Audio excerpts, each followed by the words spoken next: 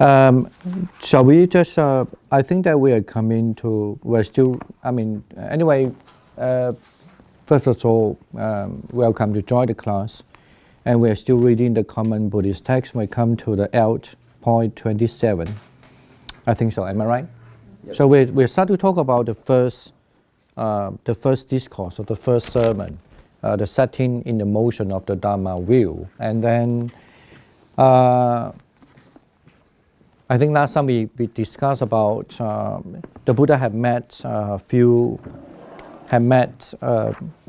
anyway, after his enlightenment, he met one of the, what we call this Charavaka, means maybe ascetic or wandering ascetic. So looks like the wandering ascetic would disapprove what the Buddha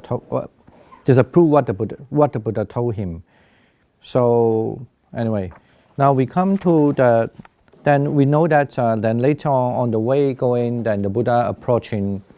At first he lived in the Niranjara, and that's where the river Niranja is, and then he approaching that place where the five ascetics lived there. Okay, so we just start to go through this text first. I think let me just read that what I call the introductory. The passage is a famous first discourse of the Buddha. It introduced the Buddhist path as a middle way between the extremes of sensual indulgence and extreme asceticism, and the focus on, first, various aspects of life that entail mental or physical pain, so as to be painful, how this arises from craving, the demanding desires, and third, the second, and how it arises from craving or demanding desires, and third, this cease with the end of craving, which is fourth, attained by practice of the Noble Eightfold Path. At the end of the teachings, one of the Buddha's audience gains an experience realization based on it. He gained the vision of Dharma, or the Dharma eyes, or direct insight into reality pattern, that anything that arises will in time cease. In particular, the painful phenomena that arise from craving will cease when craving ends. The gaining of the Dharma eyes marks an attainment of the at least stream entry, becomes the kind of spiritual ennobled person or noble ones that will attain full awakening in a maximum of 7 more lives. The noble ones are those with deep spiritual insight so as to partially or fully awaken or enlighten. For them, the most significant truth in the sense or aspect of reality are painful phenomena, which causes them the transcending of what is painful. And the path to these are the 4 truths of the noble ones. The discourse ends with the news of the Buddha's turning the Dharma wheel by transmitting insight into Dharma, spreading up the various kinds of deities. Okay, shall we just start to read in English? I think first, yeah. What the translation here given. So, thus have I heard, yeah.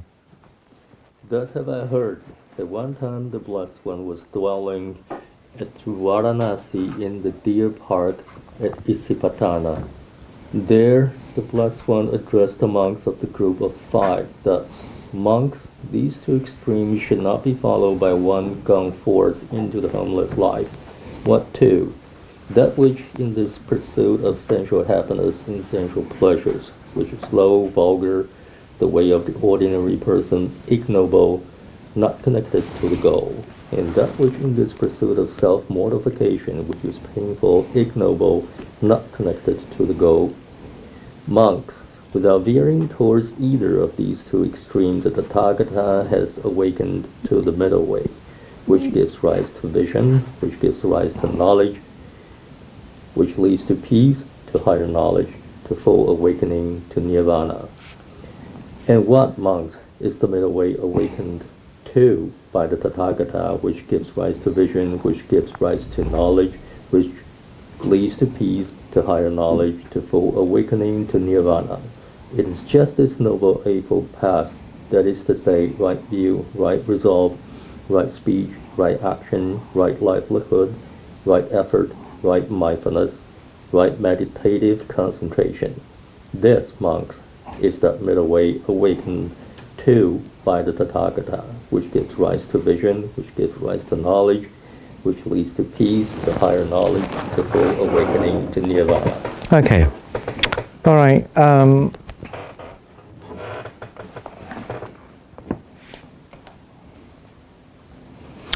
Anyway, the next one is it's the definition of what is the truth of the Four Noble Truths, basically. Now, before this, I guess I think this is certainly is one of the very. I mean, it's certainly one of the very important texts because this is certainly. I mean, why is it important for several reasons, right? I mean, what is the reasons? Maybe I want you to say. I don't want to all the time I'm talking. What are the reasons?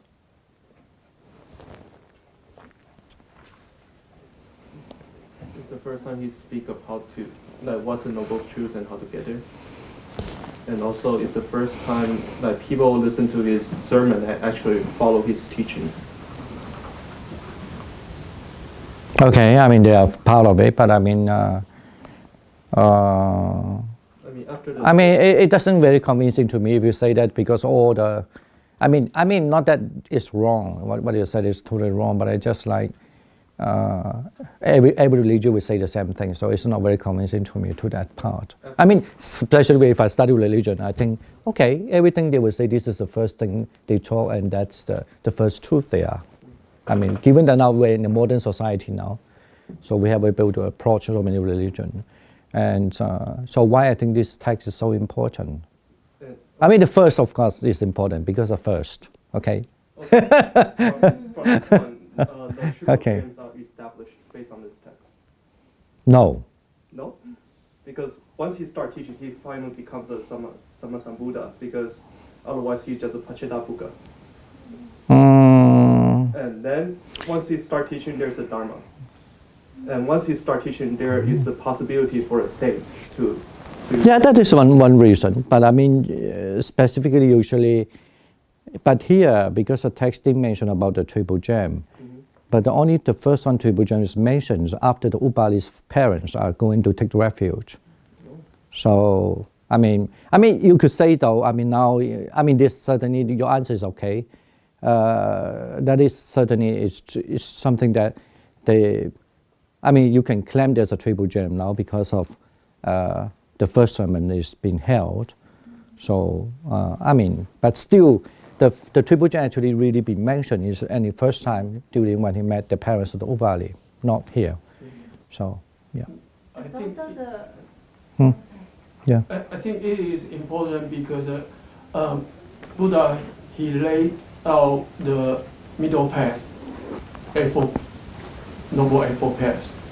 Okay, I mean, okay, you could say that because that's the first time the Buddha mentioned about. It's for the first time, or in his discourse that I mentioned the Noble Eightfold Path. Of course, one thing I need to mention also, we say first time, I mean, you could certainly, it's clear that this is his first sermon, right? So even the name itself is given, saying that, let me see how it translates here, I mean the first discourse. But you know that, but still these are arguable, but this is not the first Buddha utterance. But this is certainly is the first discourse in terms of the sutta, or in terms of the, or you could say in terms of the teaching. But this is certainly is not the first utterance. Tell me which one is the first Buddha's utterance? the middle path. No, it's The first Buddha's utterance. After he gained enlightenment, he went to Isipatana. At least mentioned in our Buddhist sources. Which one? So he was on his way to where the 5 ascetics are, and then he encountered a wanderer. Yeah. And then he say, "I'm the conqueror of life and death. I'm blah blah blah blah blah." And the wanderer just say, "Oh, interesting." Then he left. Well, that you could understand that maybe as a first utterance. Any other? First utterance is in L.16. All house builder. Yeah. Oh. You have to remember that L.16. Yeah. Oh, okay. L.16.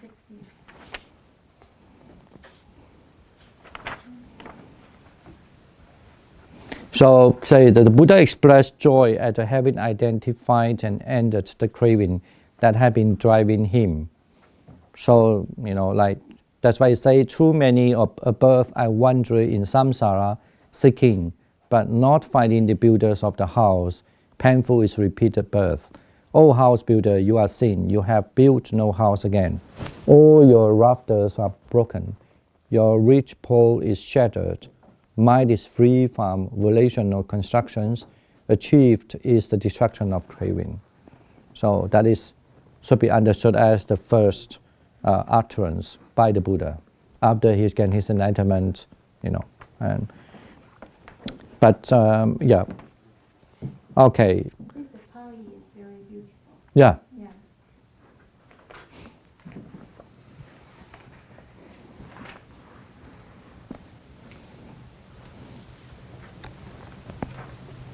Okay, we haven't finished our discussion. So what is it? There have some people mentioned, okay, that's fine. You could say that that's because it's the establishment of the Triple Gem is here, even though it never mentioned here. But what else? Why this sutta as a first discourse is so important? Because the Buddha spoke at the first discourse. Well, prior to this, the middle path has been lost, right? Like, because people were either practicing asceticism or the extreme asceticism or the other way of not practicing any spirituality. And so this is the first time that Buddha realized the middle path and actually shared the middle path with anyone else. Yep. Okay. And what else? I think some people read this text already, so I just want to ask. Sum up Four Noble Truths, the Eightfold Paths, the Paticcasamuppada, Renchi. So this is all together in here. Well, but here it looks like dimension of a dependent origination. There is. In 80, my page is 89, the last paragraph, the end of the last paragraph. The 12 modes altogether was not thoroughly purified, and 3 faces. No, but that are not the Paticcasamuppada. Those are referred to the Four Noble Truths. The 12 modes? Yeah. Not? It's Well, not- I would explain that. Okay. Yeah. 因知 Yeah. 已知, yeah. 以知变知. Right. Okay. Okay.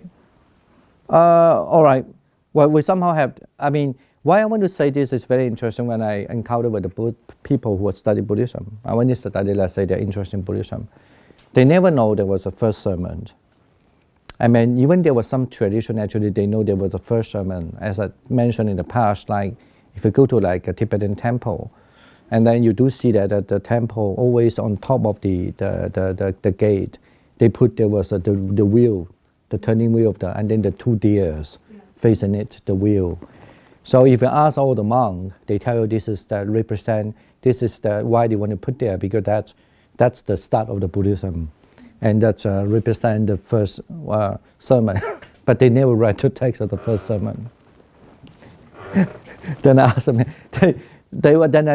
even if I ask them what is the text of the first sermon, it's very strange. Some of them, they may not necessarily answer you that question. Unless now they have academic training, otherwise they don't. This is but they still know there's a first sermon, and then this is how. And the first sermon, and they also know the story. Everybody knows the story. The first sermon, as a Buddhist, as a Buddhist monk who are at least learn some Dhamma, that the first sermon is that then the Buddha able to convert the 5 groups of ascetic into a saint. That's right. That's how they know. Including myself, I've been studying Buddhism for a very long time. Except I really, even when I go to monastery, certainly not necessarily. Maybe for them is, as a Pali tradition or Theravada tradition, they might know that already, so they don't have to tell you. But like me, I'm a foreigner. When I went there to study, I even never read this text. What is the first sermon is about? I heard about it. I never even have a curiosity to read it and look at it, and like that. And so It's as if like, okay, fine, there are so many things there. So I don't necessarily read it. But I think it's good that now at least here they include this text. The first discourse, the setting in the motion of the Dhamma, we actually, I think he didn't even omit anything. He just put a whole text here. Okay. All right. Just give you some background. And then this certainly give a really, really important... okay, by the way, what is the second sermon then? Did it mention here? Let me see. No, it didn't mention here. What is the second sermon? Yeah. The sutta regarding with no self, no I. Yeah. Okay. You won't be surprised if you don't believe me. Ask most of any other tradition. Which one is the first sermon? What is the second sermon? Yeah. What is third? No, we don't know that.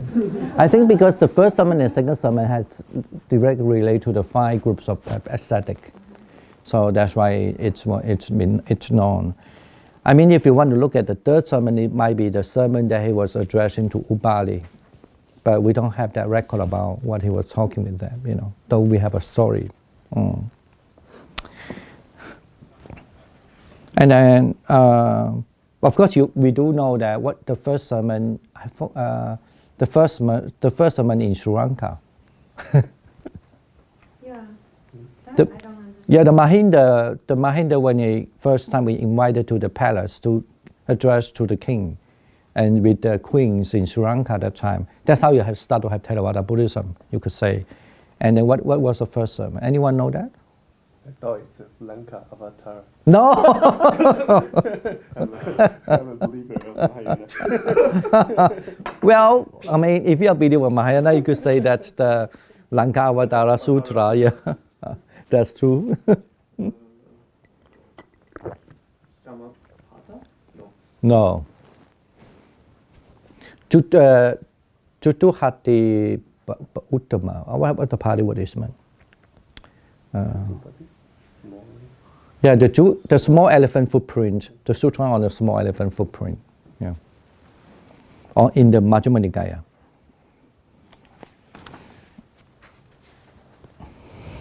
Okay. Now let's look at the text. Say, thus have I heard. I'm sure you know what does it mean. Thus have I heard now. What does it mean? Everyone may shoot down. What does it mean? This is what I heard. Who? I think Ananda. No. Supposedly. This is a very traditional way to explain. Thus have I heard mean because he heard by my Ananda. We know that Ananda became the assistant. Ananda was the 5th assistant of the Buddha, I think. 1, 2, 3, 4, 5. Yeah, the 5th, I guess. If not 5th, the 6th. There were few assistants of the Buddha. Remember one of the assistants we mentioned in earlier time? I have to give this memory back and back when we mentioned. What is his name, the second one? Okay, you don't know his name. Any story about him that you remember? I just remember he decided to go somewhere, and Buddha will say no. Oh, no, actually that's the second one. Decided to go somewhere, the second one. Sorry, I didn't mention it. The third one, so thank you for your refreshing my memory. The third one, we did read it before. The third person, who was assistant of the Buddha. Can I Google it? No, cannot. No, this is not the time for Google. No cheating.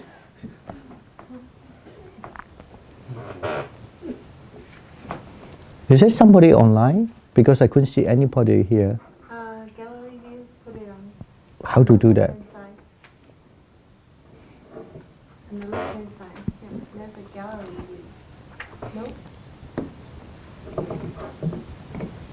It's okay. I only... You can just swipe the screen. Then you swipe to right and left. Up and down. Up, down. Okay. Yeah. But then I only can see... Participant Yeah. right here.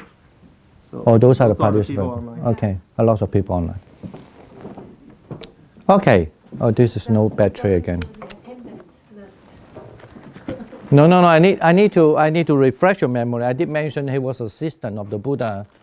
Okay, you don't remember his name is fine. Sometimes I even have a difficulty in remembering the name. But the story, what this third assistant did. Don't look at that. Try. This is cheating now. Try to remember the story. So And- first one wants to go to one direction. Okay, anyone online want to say something? Yeah, this is Ink. Yes.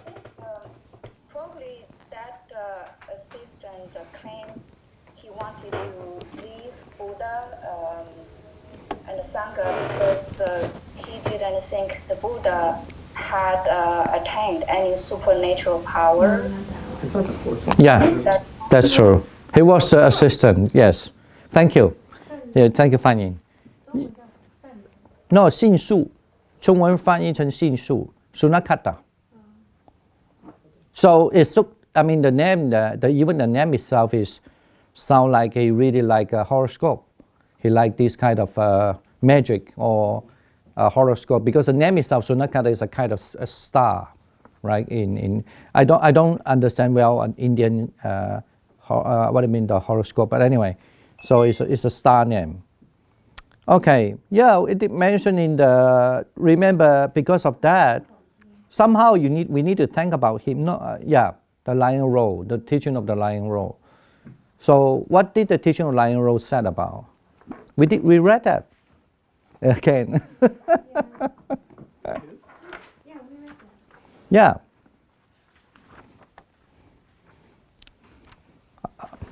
To refresh your whole memory. Otherwise, you read this book, it feels very boring, just read through it. So it's good that you get like, what was it? Yeah, Mahasihanada Sutta, yeah. So it's on the L.27, right? The awakening and its aftermath.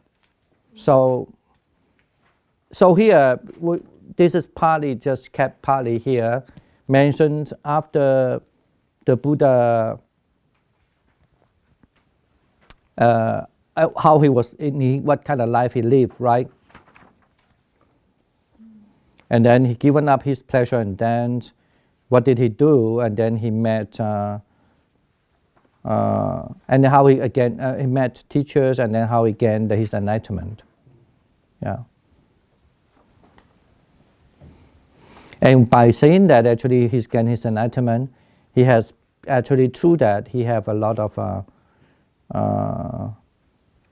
what is it? He talked about he have entered the jhana, right?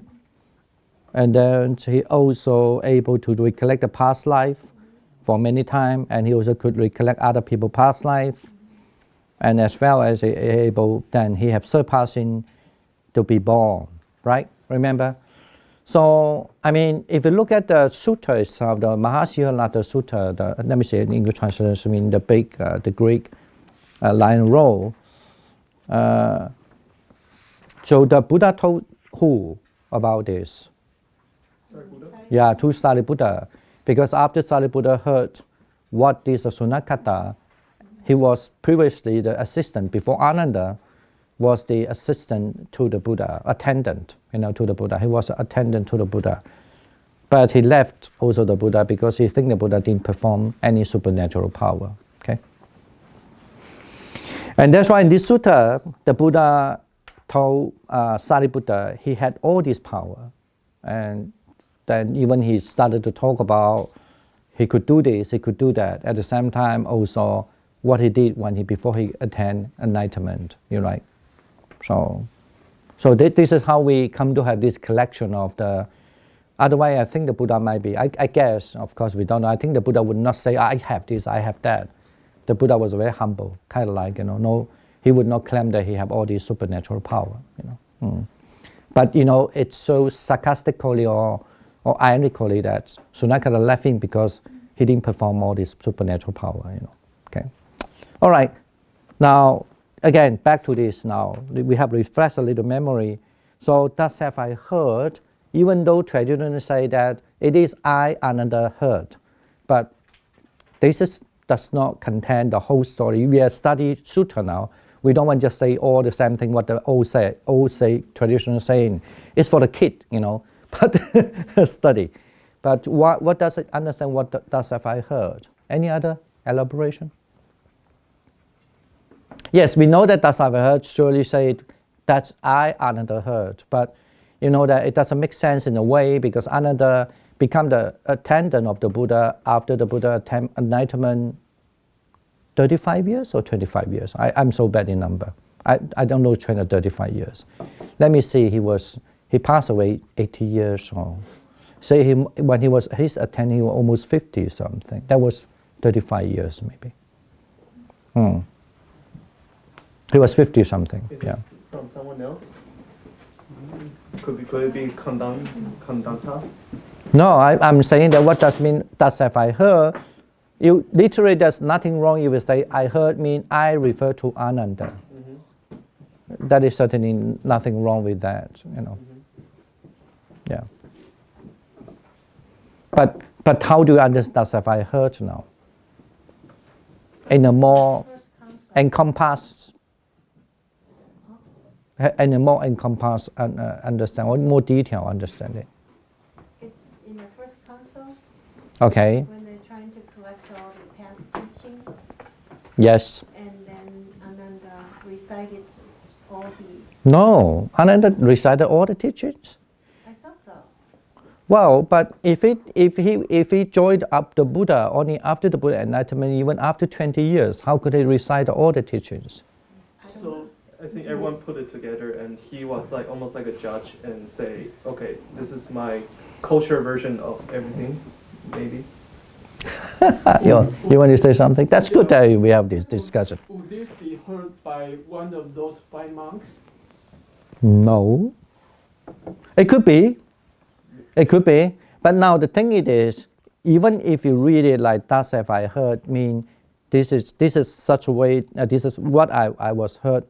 That's what I, Ananda, heard, right?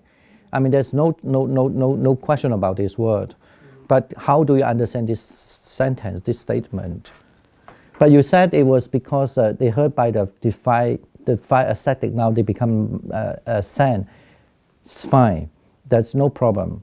But I mean, we all know that already. The Ananda also become the monk after the Buddha enlightenment, at least after 10 or 15, 20 years. I'm so bad in this kind of thing. After that, he went back to I think the Buddha attained enlightenment, he didn't go back to his home straight away. He went back, I think maybe more than 10 years, I know for sure. I think it's 20, but he went back. But so, probably less, because his son is 8 years old, maybe after 8 years old then. Okay, Ananda become the monk after 8 years old. So, Okay. no, I think even less than that. There should be, because he's been practiced ascetic 6 years. So it's a bit 2 years. I know why they want to put it. That's why what I have heard. But I think he became a monk, Ananda was not the first time he met him. It's okay. Let's just say it. Yeah. Then, if that means this section is heard by the disciple, not directly spoken by Buddha. No, no. It has to be heard by the Buddha. It must be from the Buddha, because that's what the Buddha taught. I mean, the statement that I've heard 如是我闻 is very common. It's almost like a token or a seal approval saying this is the text spoken by the Buddha. But not necessarily all the time is Buddha. Sometimes it can be like Sariputta, Moggallana. But at least it's a seal, mean approval that's good when actually the seal approved by whom? By Ananda, right? In what occasion? That was sealed by the Ananda in the first sermon. Can I say something? Yes. That's a bookmark to indicate, that this sutra was recited at the first council. Yeah. So and approved by the Ananda. Okay. Get it now? In other words, he put the seal down. No, there's no seal on those days. In a sense. Yeah, you mean in a symbolic way. Yeah, that's why it's mean that was Ananda heard. And it means that during the first council, it was approved by Ananda. So that's a text that should be kept, you know. But you can imagine during the 3 months of the deciding which text should be kept, I mean, it certainly have comes up a little of the controversial with that too. All right, now we understand that stuff I heard. According to Yeah. here in my book in PH 218 about Ananda, it says here, for 25 years I served the blessed one with seeds. Yeah. So it's 25 years. Yeah, he was serving his 25 years, so it means the Buddha, 65 years. 60 something, 60. No, 55-year-old. Yeah, yeah, that's right. When I noted 50 something, when the Buddha 55 years old. Yeah. So in other words, if he was 55 years old, he can his. But we definitely know the Buddha passed away 80 years old. So and during his sermon, he had 45 years of sermon, right? So then the 20 years he missed. Yeah. Well, because according to the tradition way of understanding, I never read it, the original text. I don't know whether it's true even in the Pali commentary. But the way we learn traditionally, later on when everybody would decide that they need to find someone to attend, to really assist the Buddha that time. So they would be in a there were few suggestions. But then after those and the Buddha kind of like never accept it. But until I think it was somebody who suggested Ananda, then the Buddha was suggested. But then Ananda didn't really want to be an assistant of the Buddha. But you could understand that community must be very complicated also. He's a smart guy. He didn't want to be that. He knew that be an assistant of the Buddha, it's always been a target. One of the famous stories when the Buddha passed away, even Moggallana was still thinking the Ananda didn't do his job properly, right? Yeah. No, the Kassapa accused the Buddha didn't do his job properly. Question. Wait, so if you said that that's how I heard was shared by other Buddhist disciples, but then approved by Ananda, but when Ananda wasn't here at the time when Buddha spoke this, how does he approve? Or is it based on... Kind of like you need a chairman, right? So, and then definitely he knew that everybody agreed this is the first time when they heard about it. Maybe, I don't know, because this is a lot of long detail. That's why I say nobody really write about that.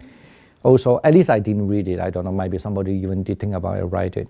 You need to check whether, even when during that time, when the first council, in other words, mean, certainly the 5 monks, maybe Kondanya is not still alive. I mean, because it could, by the time it may be 90 something or 100 years already, more than 100 years old. But some other monk could be alive, right?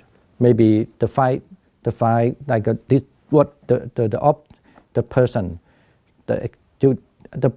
five group among the ascetic, they might be still alive, or maybe not necessarily alive, but they did impart their knowledge to others already.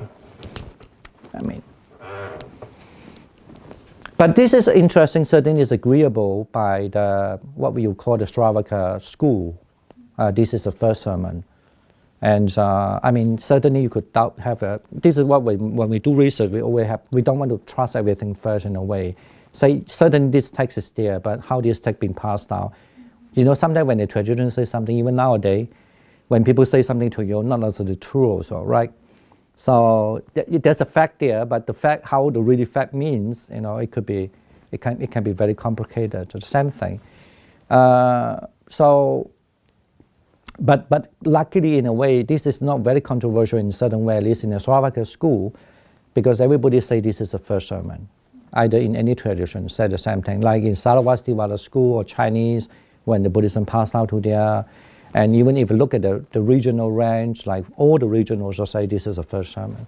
There's no doubt about this at all, So, I mean, if there were some other alternative ideas, then we would just start to think maybe this, it could be just, it could kind of like people reinforce it as this is the first sermon, maybe in a certain period of time. But I guess there's no doubt with that now, according to whatever sources we get now. So, but the question is certainly is Ananda as a leader, he know the Buddha well, because according it's said that's why I think it's maybe, you could argue is invented later, that people saying that learning that when Ananda accepted being an assistant, he said, he asked the Buddha promise one thing, whatever you go out, even you know sometimes he's not all the time stay with the Buddha, but most of the time, but he couldn't guarantee all the time. And he cannot guarantee whatever he talked to. He's committed with the Buddha all the time. Yeah. Even sometimes the Buddha talked to the devas, the heavens, beings. There's no guarantee for that too.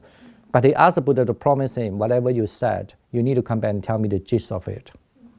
So, well, of course, we don't know whether that's invented later, but that is certainly is a kind of the only promise, one of the few things he asked the Buddha to promise him also. So I guess, but my way of reading it, if that was really true, the story like this, I think he also aware that, you know, everybody want to be an assistant of the Buddha. Now he's been chosen for many reasons. One thing, they belong to the same clan. They also have the blood relationship as well, right? You could argue that sometime even in a later time, because language-wise they could be easily communicated in a certain way, you know. Even though we said that the Buddha mostly talk about Pali, but we don't know whether in privately what kind of language he talk with his own relatives, you know. Okay, anyway, now we know that answer. I mean, this is we know that no answer. I mean, at least we have some other pictures. What does the dust of I have? Maybe best to understand as a seal mark that agreeable by the Ananda. Ananda just make a decision when there's a controversy. You need a chairman, right? Mm-hmm. This is how in always in the meeting the same thing. You know, the chairs always have 2 votes, right? If that's at the end when they cannot, the decision is yes and no, and ultimately Ananda make the decision, you know, on that. Because he was a assistant of Buddha, he must know a lot. Something don't know, because some people only approach to the Buddha just by the teaching, but he stay with him. He know sometimes. This is why Mahayana always like to talk, especially in Tibetan Buddhism, like to say, actually Buddha say that intentionally or with the ideas of what, you know, why he want to say this with the ideas of what.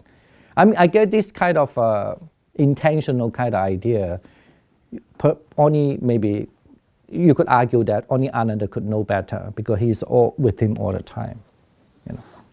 So, okay, so that time during Vanarashi, if any person in the Isipatana, have anyone there be there, Isipatana? Anyone been to India to go to see the first sermon place? None of you?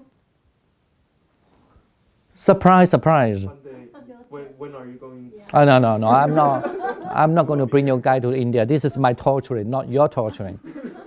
And then when you have diarrhea, all these problems, you know, I will suffer more than you. Because the whole trip will be holding and this and that. It's supposed to be in a very holy time, and then you become a lot of dukkha time, you know. Pleasing experience. Now it certainly must be better now. I'm sure. Anyway, Isipatana it's now it became kind of a new place. I want not new place. It's been renovated. It's become very well managed. I remember the first time I visited the place, and then the second or third time I visited the place are very different now. And now become a beautiful park now. And the first time you went is almost like a desert, but you do see that it's almost nothing there. And then and now they make a lot of these beautifully, and I think even they start to have some deer around. I remember the last time I went there. Anyway, the word Isipatana, the commentary also have mentioned about the Isipatana. The word Isi is mean the rishi, right? It means the sage. That you could understand in Chinese called Xian Ren Ma. The word Patana, it's some say that is mean fallen. So that's why even Chinese translate Xian Ren Duo, you know. So it means because it's said they have a beautiful story in the past because the sage was very powerful. They could fly on the sky. However, on one time he saw a beautiful woman, a lady, you don't say woman, a beautiful lady, and his mind cannot calm down, and the last come to his mind, and he fall from that sky to the ground. But there's no mention whether he died or not. But I guess he might die because it's certified very high.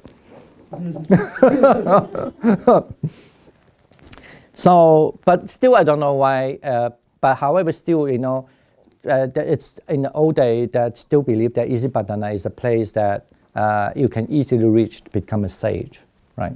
Yeah. Maybe that was the reason why the five ascetics, after they left the Buddha, they moved to the Isipatana because they believe that they should back to their tradition, or before they would practice, around the river, right, Niranja, and then now they moved to that the Isipatana. Okay, in Varanasi, and also the place Varanasi has always been understood in India, or Banaras, or Banarasi, depending on how you pronounce it. But it's always believed to be a holy place, I mean, nowadays people really not like the place very much, but I still like the place.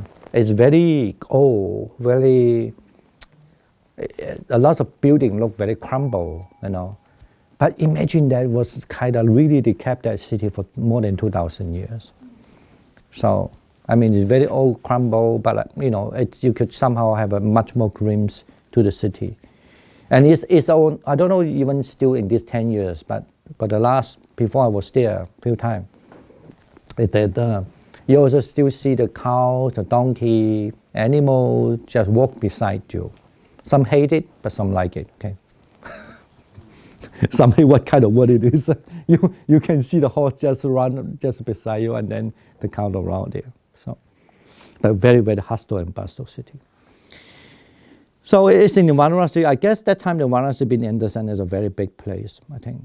So that time the Buddha addressed the monk of the group of the five, I don't know why, is it the monks of the group of five? Is it original word is saying that? No, I don't think so. Just a group of the five. Well, it's just a translation anyway. Yeah. Panchaya Bhikkhu. Yeah, they're monk of the group of the five. You see? Panchavakiya Bhikkhu Amantasi. No.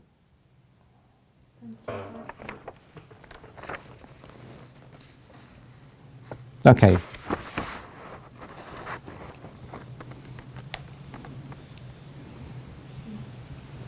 So first they say there are two extremes, right? And one is one gone forward. That one that there are two. These two extremes should not be followed by the one who gone forward. Now the definition is very clear. I mean, two extremes should one who live the household life should not be go into these two extremes. So or you could probably argue that because there's a Baba Jitena, na Sevitapa, mean the two extremes that those who have Baba Jita. Baba Jita mean who are, in Chinese generally just translated as a Chujia, mean those who really who gone forward, who are renounced, who are renouncers. So what are these two? One is the pursuit of the sensual happiness and sensual pleasure, which is low, vulgar, the way of the ordinary people, ignoble, not connect to the goal, and which is the pursuit of the self. And the other one is the pursuit of the self-mortification, which is painful, ignoble, not to connect to the goal. Now, if you compare these two, you'll find the first one, as the one who are renounced, they should be avoid these two. And the first one is pursuit of sensual happiness and sensual pleasure. And then what this sensual pleasure, what is the outcome? Those who are following the sensual pleasure, what are these? What it is been described by the Buddha as what? As is the low, vulgar, and the way of the ordinary person. But when you look at the other one, the pursuit of the self-mortification, he didn't mention is low, vulgar, and the way of the ordinary people. So he say painful. He only say painful. And the first one didn't mention painful, I'm sure. That means the one who pursued the sensual happiness. And the second one, as the self-mortification, saying that this is a kind of practice is painful. And then third is, and the other, the rest is the same. The ignoble not connect to the goal. Ignoble is anarya, is the ignoble one, and not connect to the goal are the same. What is the goal? Well, the goal is the nibbana, maybe what you are achieving to, what you want to achieve to. But this is why when you read this as the goal, I think if you connect to what in other Buddhist texts say, when you read the earlier time, the text say that the Buddha say, if something is not able to help you to attain cutting off your old age and suffering and what those are not the correct goal, right?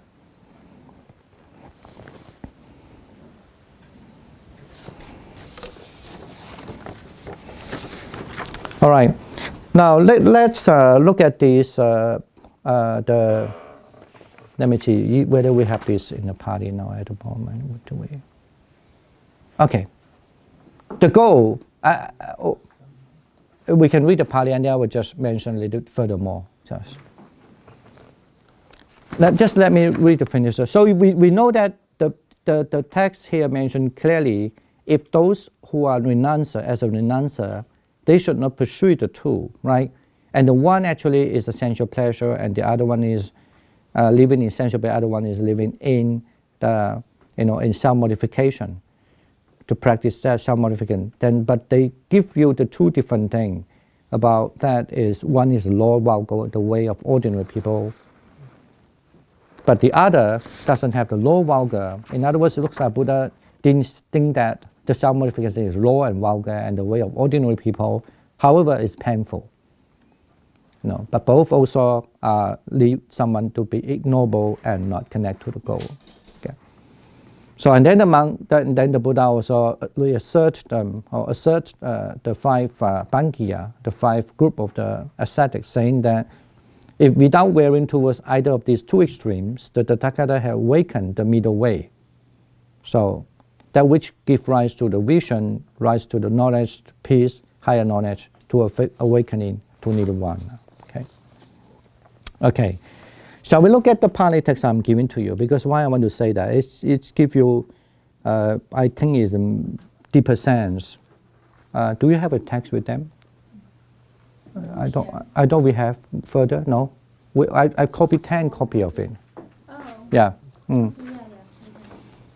So when you look at that, so in the Pali text say, Evam me sudam, ekan samayam bhagavan, ekan samayam bhagava paranasya viharati isipatem mikadaye. Okay. Anyway, so at that time, ekan samayam, the Bhagava, the blessed one, in living viharati, live where? In the Varanasi. Okay, Varanasi is the same word. Okay, so but in the place, even in that area, but in the place, or you could say in the county of the Varanasi, in where the Mikadaye, where the root, the Isipadane is about, and where there are lot, even the place that also have a lot of the deers. Okay.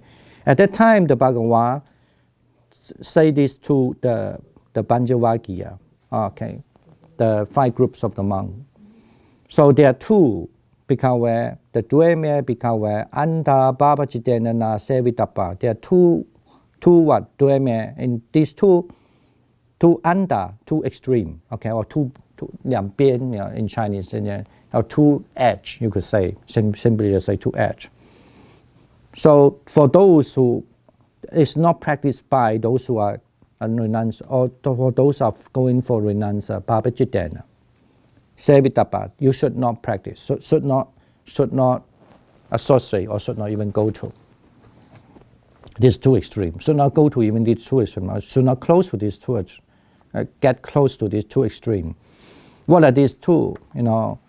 So it say yo jama kame sukama sukhalika nuyoko hino kamo, and one is the kamesu in the sensual pleasure, kama sukhalika nuyoko. Anuyogo mean you follow after, chasing after the karma, that which is giving you like a pleasure sensation.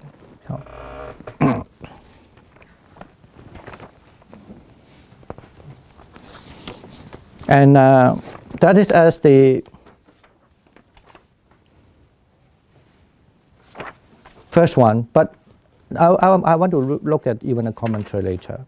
It's very interesting, I think. So, and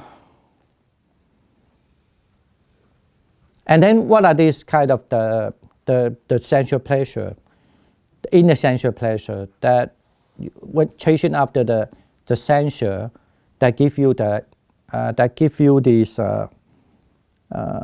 the state in the nature of the happiness, you could say. Okay, you're chasing after the sensual pleasure that give you the state of the in the state of the happiness in the happiness. So they are what? They are hino, like Hinayana. That's why we don't want to use Hinayana anymore, because the word mean they are very inferior, they're very low. So, and Gammo, so it means here we translate as, what is the translation here? Vulgar. Vulgar. Really? Vulgar. Oh. And the next one is then the Putujaniko means like a noble person. Okay. Anariyo we know is mean not noble. Anatta samhita. Okay. That's not connected. Samhita means connected to what? Not beneficial. Anatta. 无益. Oh, 相应于无益. In Chinese, you could just simply translate. 它跟无益相应的. So, but here just simply translate as mean it doesn't lead into the goal. Now, I want to say in the commentary,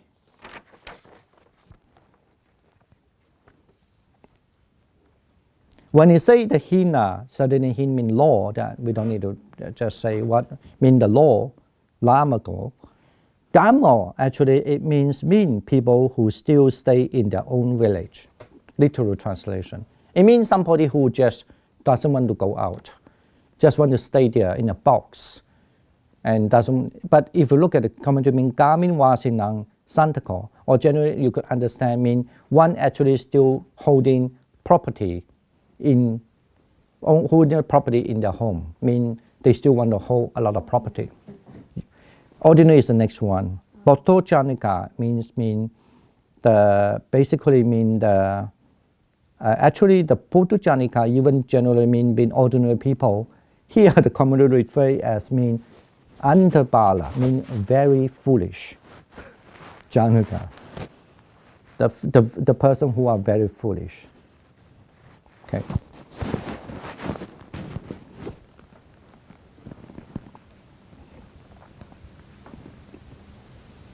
Okay, and the next one is Anariyo, mean not the Ariyo, not the noble person, not purified person, now Visuddha, and not the higher person. It means once is not the noble, purified, and high. Okay. Among these, or among the nobles, in other words, mean the saint or amongst the saint. They are not among the saints.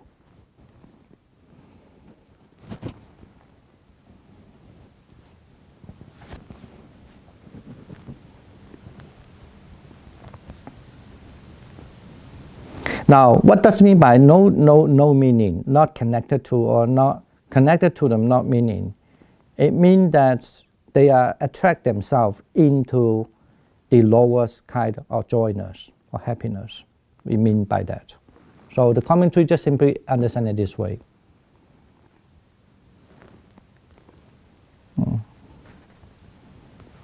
Mean anyway, that's just chasing after the joy, chasing after the sensual pleasure, the happiness, just chasing after the lowest form of that pleasure.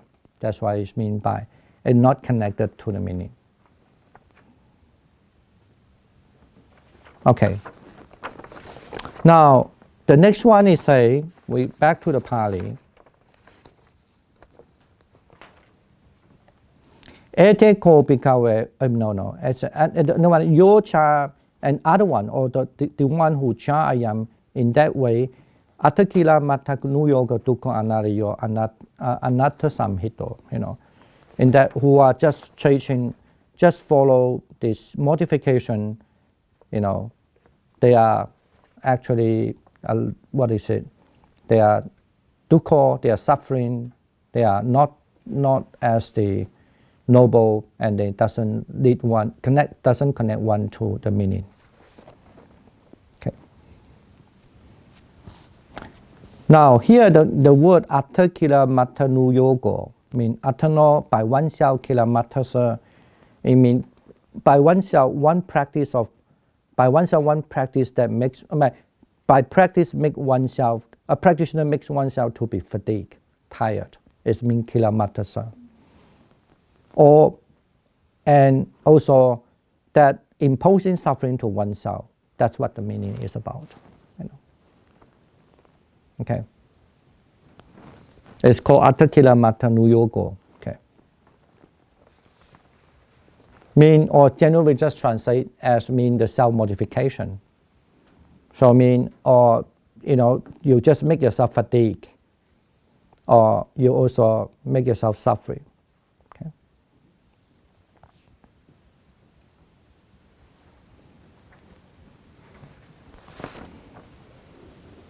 Okay, and then so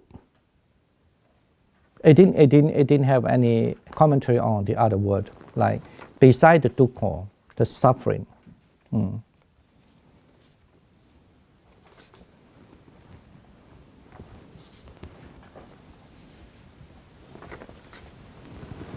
The suffering, I don't know why he want to mention here. It's like when you see somebody who's a khandaka. This is actually quite a controversial word, even in Sanskrit, in Pali.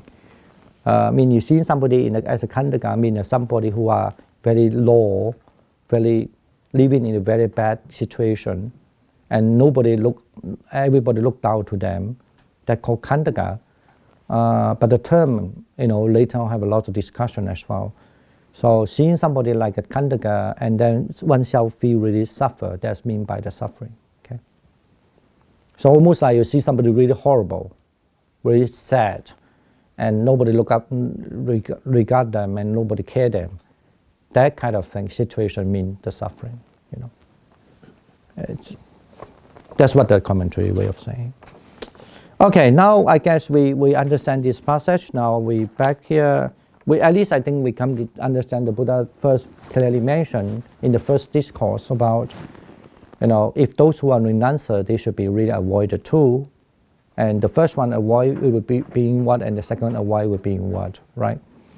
And also, just now, this is a little different by the translation, because translation here say that is which is pursuit of the, not connect to the goal, right?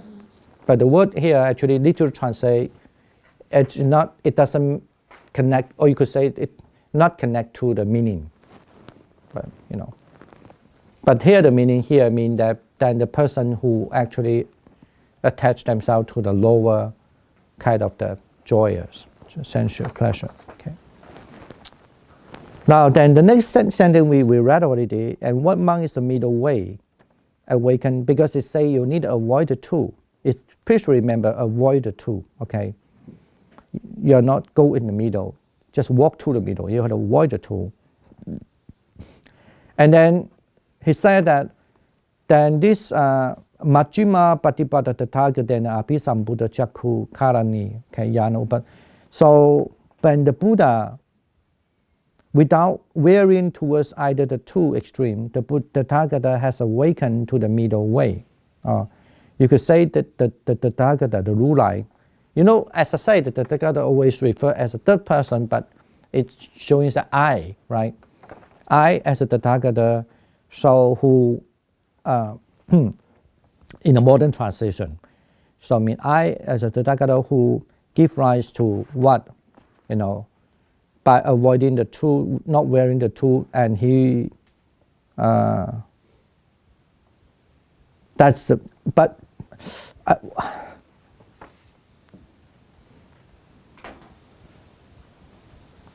without wearing the two extreme, the Tathagata has awakened to the middle way. Okay, how strange translation. Okay, you can say that. Katama. Yeah, the Tathagata, the middle way. To give rise to the vision, knowledge, peace, higher knowledge, and awakening, and to Nibbana. What it is middle path is about, basically, by avoiding the two, then that will give rise to what kind of thing will operate. We just operate by itself. Or you could say what kind of thing will arise. Jakku karani, yana karani upasamaya, abhinyaya sambodhaya nibbanaya. That is the jakku will arise.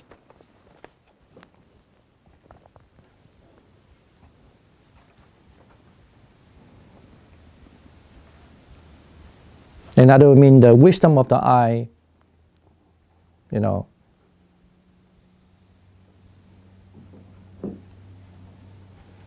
mean, the eye here represents as a wisdom. The arises of the eyes. So here you just say, simply translate as a vision. I guess it's good translation. Give rise to the vision, give rise to the knowledge, right?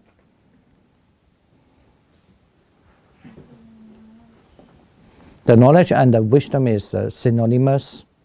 At least the commentaries say that way, And then leads one to the Abhinyaya, Sambodhaya, and Nibbanaya. I think I did mention that also last time. Remember? I wasn't here, so. 无比智吗？ No, Abhinyaya, yeah, it's a Senzhi, and it will lead one to the Senzhi. But here, the commentary refer here, the Senzhi refer to the higher knowledge of the Four Noble Truths. The commentary, okay? And based on that, and based on what the previous mean, the higher knowledge, they mean the Four Noble Truths, and then for that, so based on that, what for the Sambodhaya, in other words, what is a rise?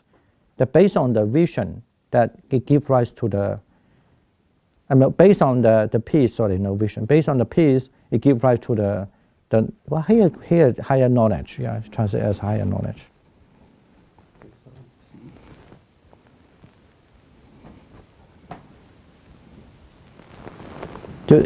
At that time also, then it arises this kind of the correct understanding. So you could say the knowledge. And you will searching, and you will just Satchikiriyaya, and you will just goes to the Nibbana. That's why it becomes for the Nibbana, to full awakening to the Nibbana. No, not peace, sorry. Based on the higher knowledge, then have the awakening. So.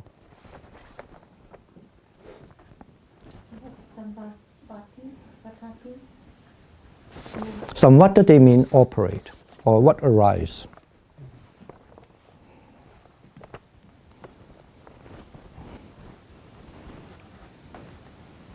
Is full awakening synonymous to higher knowledge here? No. Higher knowledge is Abhinaya, and fully awakening is Sambodhaya. What's the difference?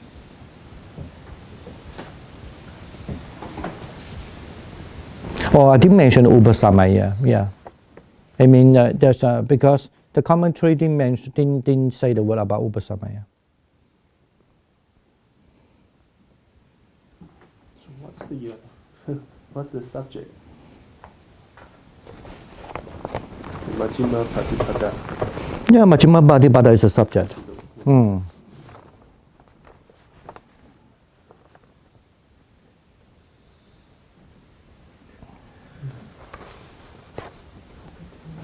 So the subject is Majjhima Patipata, that by the Tathagata, that by the Tathagata,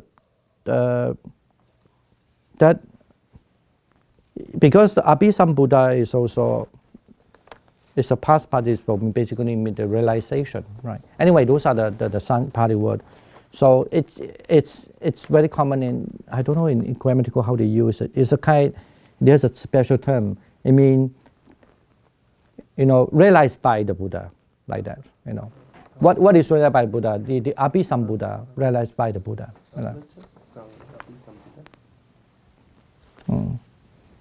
No, it still is a nominative. But here, the Tathagata Abhisambhuddha is still a nominative as a feminine form. But the Tathagata is just to say that the Tathagata awaken, you could just simply say. But you could say that the Tathagata, by the Tathagata is awakened, Chakku Karani 是 accused.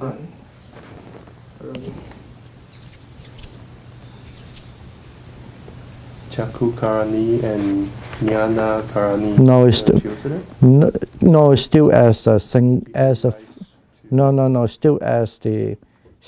a nominative, as a feminine nominative, as an adjective. Try to how to say, correspond. Try to match with the Patipada, the path. Why is that Chakku Karana? No, because the Patipada is a feminine, so you have to Karana have to become a feminine. Those are the rules. If this is very clear, you need to if you are modified. Is it called modify? If you want to have the same, you try to tell them that rule is connected to which word. So if it's a feminine, then that has to be changed to a feminine.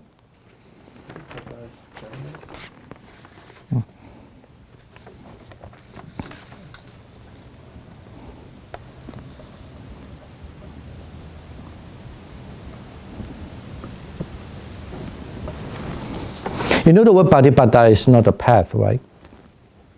You know what the word meaning word Patipada? No, there's no Dhamma word. Patipada. What is Patipada? We translate in English as mean path. Marga is path. Magga is path. But Patipada is what? Sometimes Chinese just simply translate 道纪. 对啊，道纪。那个 pada 不是那个句吗？法句经的。不是 Patipada。你看你上面那个，你看那个字，句，道，我不知道这是句还是记，我不，我不会这个字我不会念，我只知道这个音大概是这样。人字旁的那个记了。竹字旁的鸡啦。我到鸡了。鸡。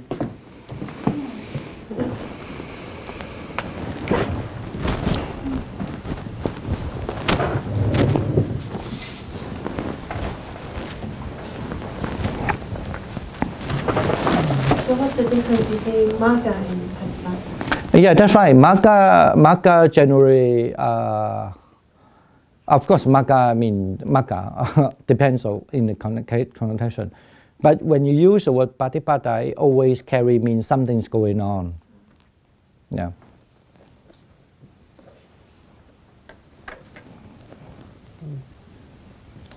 But here the English translation at least reads like, because of the Majjhima Patipada, it gave rise to Chakku Karani, and because of Chakku Karani, it gave rise to Jnana Karani, and then it gave rise to Upasama and Abhisanya and Sambodha and Nibbana. But to me, it reads like Majjhima Patipada and Chakku Karani and Jnana Karani give rise altogether if we take them as a normative case. So, and then it give rise to Upasama, Abhisanya, and Sambodha. Yeah, that's why I don't like. The translation is kind of weird. Yeah, where I mean, it's supposed to understand the Majjhima Patipada or the Taoji, the path itself, we give rise to vision, we give rise to the knowledge, and it give rise to. Let me see. Just. Yeah. No, that's why in the commentary say they are synonymous. So no, that's why I say when you translate this, translation is always translation. I mean, it's interesting. Lots of people have different translation also. So you have to say understand is give rise to the. Let me see again where I am now. Knowledge. Yeah, give rise to the knowledge. And peace, not which leads to peace. Give rise to the eyes, you could say, or knowledge, and then that which leads to the peace, leads to the higher knowledge, leads to the to vision and give rise to knowledge. To the or maybe the higher understanding, somebody or higher or awakening, you could say higher awakening, and then to the nibbana. Any other question?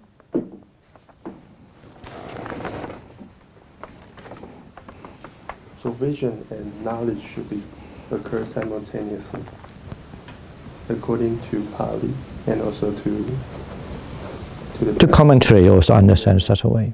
But the English translation doesn't catch it.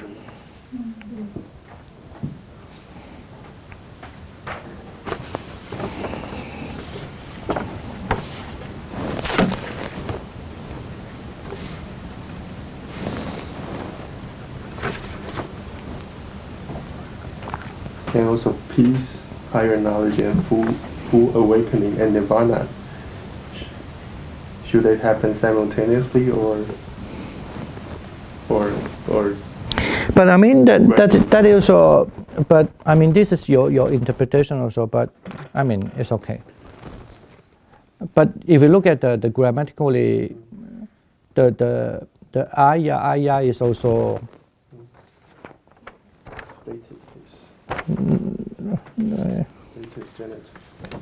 It can be dative, it can be the nominative as well. No, it's a dative case. Yeah, it's a dative case. So I think that if a dative case, I think our interpretation may be much more appropriate. Okay, let's go on. So it means that the Patipada, the middle path arise, that will give rise to the two things, the eyes and the knowledge.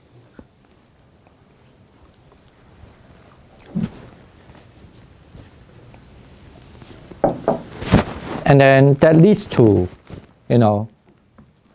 or that leads to someone appeasement, right? Upasamaya, jijin, or abhiññāña, and leads to someone have the supernatural power, or higher knowledge, higher power, and sambodhaya lead to somebody who have the awakening, and to nibbana, to nibbana.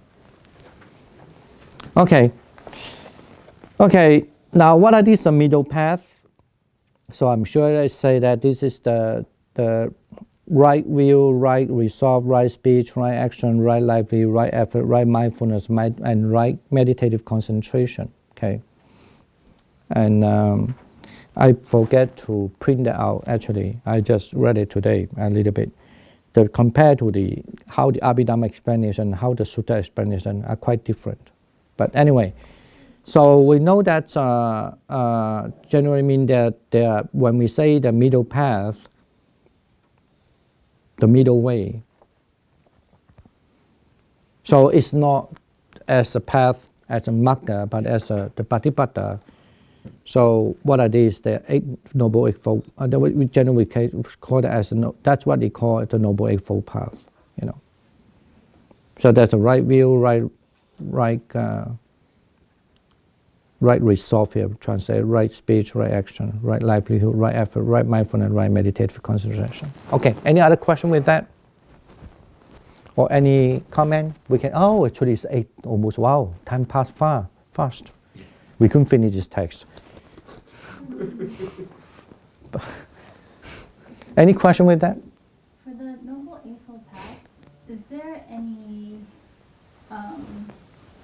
sutta that might talk about like whether these needs to be practiced successively, or there's any particular order in which you should practice all 8, or simultaneously? Like, You mean like Noble Eightfold Path?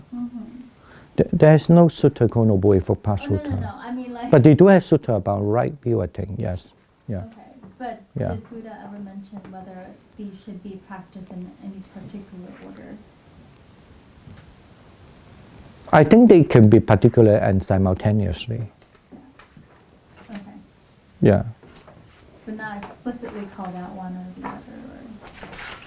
No, when you're in the middle path already, of course, it's supposedly that you have the all 8 there together. You could say that was simultaneously. But in terms of when you're still kind of like, you see, when you remember when you look at the 37 factors of enlightenment, right? The 37 enlightenment doesn't have this Noble Eightfold Path mentioned there. 有吗？照片有发生的。有的，我就问他，考考他这样，他说 yes 嘛。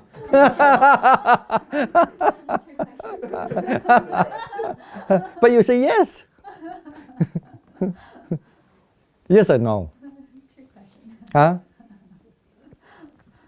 But you know that when there's 37 factors of enlightenment, is believing that you have to practice gradually, right?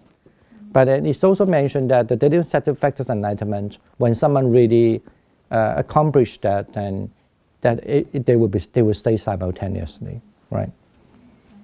So that might be the answer for that, I guess. You see, actually, when you look at this, what did this mean by the right?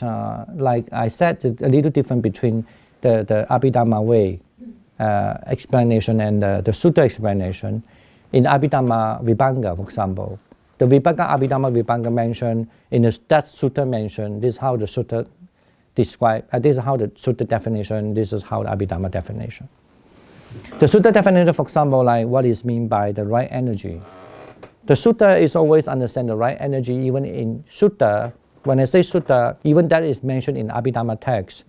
But it's true in all the Sutta, always mention the energy as a four form of four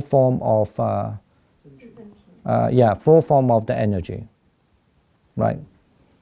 So that means the four form of striving force. Mean when you have a wholesome thing arise, you need to retain the wholesome thing, right? When it's not arise, you need to bring in arise. When unwholesome thing arise, you need to abandon. When unwholesome thing not arise, you not allow him to arise, like that. That is always mentioned in the Sutta. But in the Abhidhamma way, then he would say that it's mean refer to the mental energy. So mentally, you need to really retain and resist. You're able to retain the energy, and so forth. I have a list of that actually before, but anyway, those are there's a different way of explaining it also. Yeah.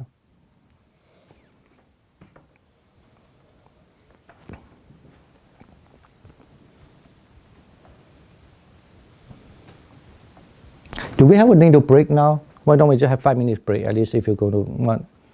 Okay, on live line, we just 5 minute break, yeah, so.